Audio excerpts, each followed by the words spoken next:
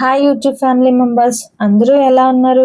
Please మన ఛానల్ని first time చూస్తున్నట్లయితే సబ్స్క్రైబ్ చేసుకుని, మన వీడియోస్ నచ్చినట్లయితే లైక్ చేసి, షేర్ చేసి, అలానే కామెంట్ కూడా చేయండి.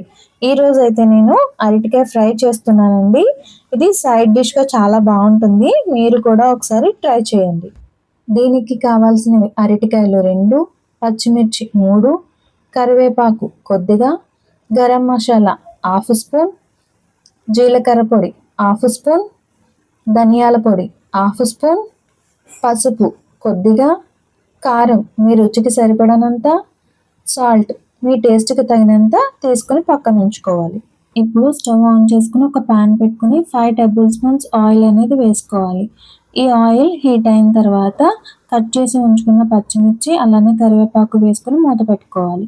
ఒక నిమిషం తర్వాత మూత తీసుకుని మళ్ళీ దీనిలోకి పసుపు వేసుకుని ఒకసారి మూత పెట్టుకోవాలి. తర్వాత కట్ చేసి ఉంచుకున్న అరటికాయ ముక్కల్ని కూడా వేసుకోవాలి.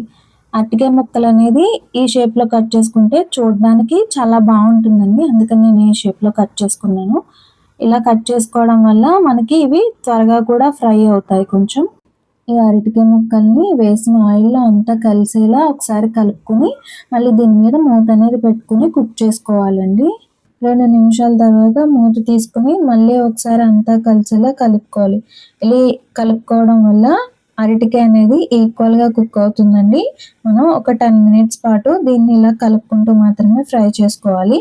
10 మినిట్స్ తర్వాత నాకు అరటికాయలు అనేవి ఈ కలర్కి చేంజ్ అయ్యాయండి. ఇప్పుడు దీనిలోకి మనం కారాన్ని యాడ్ చేసుకోవాలి. తర్వాత సాల్ట్ని కూడా యాడ్ చేసుకోవాలి. ఇది మీ టేస్ట్కి తగినంత యాడ్ చేసుకోవాలి. తర్వాత గరం మసాలాను కూడా దీంట్లోకి యాడ్ చేసుకోవాలండి. ఇలా స్ప్రెడ్ చేసుకుంటూ మాత్రమే యాడ్ చేసుకోవాల్సి ఉంటుంది. తర్వాత జీలకర్ర పొడిని అలాగే ధనియాల పొడిని కూడా వేసుకోవాలి. ఈ మొత్తం మసాలాలన్నీ పట్టేలా ఒకసారి కలుపుకోవాలండి. ఇలా కలుపుకున్న తర్వాత ఒక 2 మినిట్స్ పాటు దీన్ని కుక్ చేసుకోవాల్సి ఉంటుంది. 2 మినిట్స్ తర్వాత కొత్తిమీరను చల్లుకుంటే మన అరటికాయ ఫ్రై అనేది రెడీ అయిపోయిందండి. దీన్ని సర్వింగ్ బౌల్లోకి తీసుకుని సర్వ్ చేసుకోవాలి. ఈ అరటికాయ ఫ్రై అనేది సైడ్ డిష్గా అంటే పప్పు చారులోకి, రసాల్లోకి చాలా బాగుంటుందండి. ఒకసారి మీరు కూడా ట్రై చేసి ఎలా వచ్చిందో కామెంట్ చేయండి. Thank you for watching.